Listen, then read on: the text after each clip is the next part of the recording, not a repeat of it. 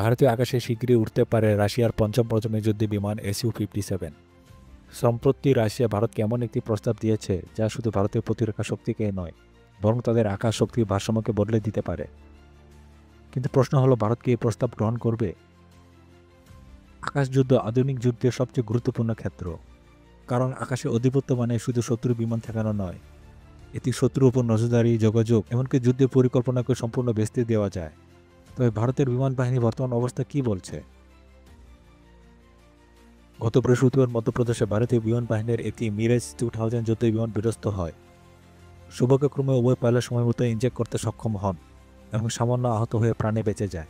বিমান বাহিনীর মতে এটি সিস্টেম ত্রুটির কারণে ঘটেছে। ইতিমধ্যে একটি তদন্তের নির্দেশ দেওয়া হয়েছে, যা থেকে আরও বিশদ তথ্য পাওয়ার সম্ভাবনা আশা করা হচ্ছে। মিরাজ 2000 ভারতীয় বিমান বাহিনীর পুরনো ফ্লিটের অংশ। 1985 সালে ভারত ফ্রান্স থেকে প্রায় 51টি মিরাজ 2000 কেনে, যা প্রায় 40 বছর ধরে সক্রিয়। তবে এই জেটগুলো অফ দ্য শেলফ কেনা হয়েছিল, অর্থাৎ ভারতের নিজস্ব মেরামত উৎপাদন সুবিধা ছাড়া, যা রক্ষণাবেক্ষণকে আরও জটিল করে তুলেছে। 2021 সালে ভারত ফ্রান্স থেকে 24টি অবসরপ্রাপ্ত মিরাজ কিনেছিল, যা উড়ানোর জন্য নয়, বরং স্পেয়ার পার্টস হিসেবে ব্যবহারের জন্য। একইভাবে গ্রিস ও কাতারের সাথে অনুরূপ চুক্তির কথাও বিবেচনা করা হচ্ছে, যাতে মিরাজ ব্যবহারের কার্যক্ষমতা দীর্ঘায়িত করা যায়। প্রাথমিকভাবে পরিকল্পনা ছিল 2030 সালের মধ্যে মিরাজ 2000-কে অবসরে পাঠানো হবে, কিন্তু প্রতিস্থাপনযোগ্য নতুন বিমান না থাকায় এগুলো 2040 এর দশক পর্যন্ত ব্যবহার করার চিন্তা করা হচ্ছে। ইতিমধ্যে পুরনো সোভিয়েত যুগের বিমানগুলো ধাপে ধাপে ফেজ আউট করা হচ্ছে, ফলে মিরাজ বহরকে এখন অবসরে দেওয়া সম্ভব নয়। ভারতীয় বিমান বাহিনীর অনুমোদিত স্কোয়াড্রনের সংখ্যা 42টি, কিন্তু বর্তমানে কার্যকর রয়েছে মাত্র 31টি স্কোয়াড্রন। প্রতিটি স্কোয়াড্রন প্রায় 18টি যুদ্ধ বিমান থাকে, যা গণনা করলে স্পষ্ট হয় যে ভারতের কাছে পর্যাপ্ত যুদ্ধ বিমান নেই এবং ফ্লিট সম্প্রসারণ একটি বড় চ্যালেঞ্জ হয়ে দাঁড়িয়েছে। ভারতীয় বিমান বাহিনীর প্রধান সম্প্রতি দেশীয় যুদ্ধ বিমান প্রকল্পের বিলম্ব নিয়ে উদ্বেগ প্রকাশ করেছেন। প্রথমে দেশীয় যুদ্ধ বিমান LCA তেজাস এর পরিকল্পনা 2001 সালে গৃহীত হয়, কিন্তু তা বাস্তবায়নে 17 বছর লেগে যায়। এরপর 2016 সালে প্রথম স্কোয়াড্রন একটি যুক্ত হয় এবং 2040 সালেও প্রথম 40টি বিমান সম্পূর্ণভাবে সরবরাহ করা সম্ভব হয়নি। এদিক থেকে ধারণা করা হয় যে ভারত শুধু উৎপাদন ক্ষমতা সংকটের মধ্যে নেই, বরং গুণগত মান বজায় রাখার ক্ষেত্রে সমস্যায় পড়েছে।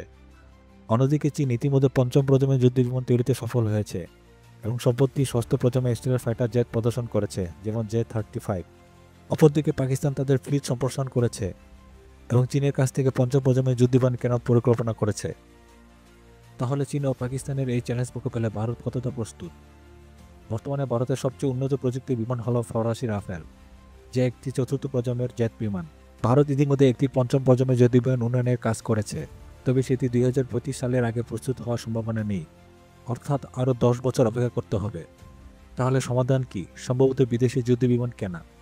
চীনের পঞ্চম প্রজন্মের বিমান কোনো বিকল্প নয়, তাই ভারতের সামনে দুটি প্রধান বিকল্পই থাকে। একটি হচ্ছে আমেরিকার F-35 এবং রাশিয়ার SU-57। এখন বাস্তবতা হলো, রাশিয়া SU-57 ইতিমধ্যে ভারতে এসে পৌঁছেছে। এটি আগামী সপ্তাহে বেঙ্গালুর এয়ার শোতে অংশ নেবে, যা অত্যন্ত তাৎপর্যপূর্ণ, কারণ রাশিয়া খুব কম ক্ষেত্রে SU-57 প্রদর্শন করে। এর প্রথম আন্তর্জাতিক প্রদর্শনী হয়েছিল গত বছর চীনে, আর দ্বিতীয়টি হচ্ছে ভারতে। এছাড়াও রাশিয়া বিক্রয় ব্যাপারে আগ্রহী। তাদের প্রস্তাব অনুযায়ী রয়েছে প্রস্তুত বিমান সরবরাহ, ভারতের সাথে যৌথ উৎপাদনের সুযোগ এবং ভারতের নিজস্ব পঞ্চম প্রজন্মের যুদ্ধ বিমান উন্নয়নে সহায়তা করা।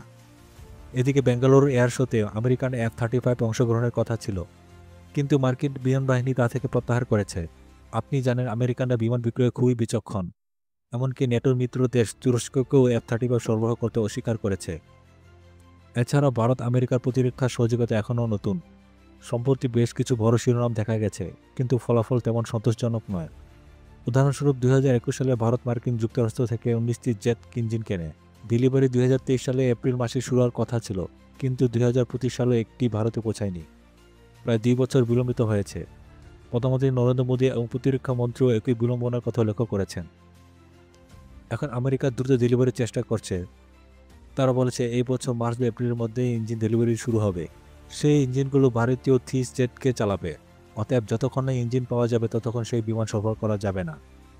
SU-57, যা শুধু একটি যুদ্ধ বিমান নয়, বরং পরবর্তী প্রজন্মের যুদ্ধক্ষেত্রে আধিপত্যের প্রতীক। এই বিমানটিকে বলা হয় পঞ্চম প্রজন্মের সুপার ফাইটার, কারণ এতে এমন কিছু বৈশিষ্ট্য আছে যা ভারতীয় বিমান বাহিনীর জন্য হতে পারে গেম চেঞ্জার। যেমন স্টিলের প্রযুক্তি। এই বিমানটির রেডার ক্রস সেকশন এতই কম যে শত্রুর রাডার ধরা পড়া প্রায় অসম্ভব। Supersonic cruise. SU-57 সুপারসনিক গতিতে দীর্ঘক্ষণ উঠতে পারে, যা প্রতিদ্বন্দ্বী বিমানগুলোর তুলনায় বড় সুবিধা দেয়। এটি 2600 কিলোমিটার গতিতে উঠতে সক্ষম।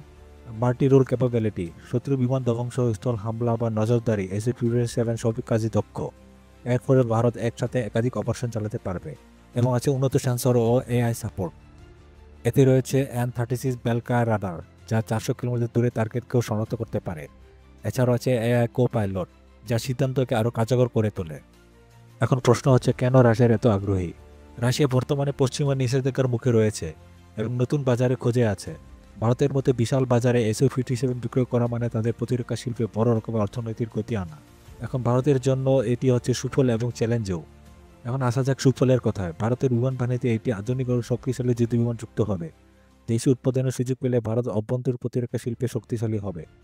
এবং চ্যালেঞ্জের কথা আসলে ধরা যায় রাশিয়ার সরবরাহ নির্ভরযোগ্যতা নিয়ে প্রশ্ন আছে, বিশেষত চলমান ভূ রাজনৈতিক অস্থিতিশীলতার কারণে। SU-57 এর কার্যকারিতা যুদ্ধক্ষেত্রে সীমিতভাবে পরীক্ষিত হয়েছে।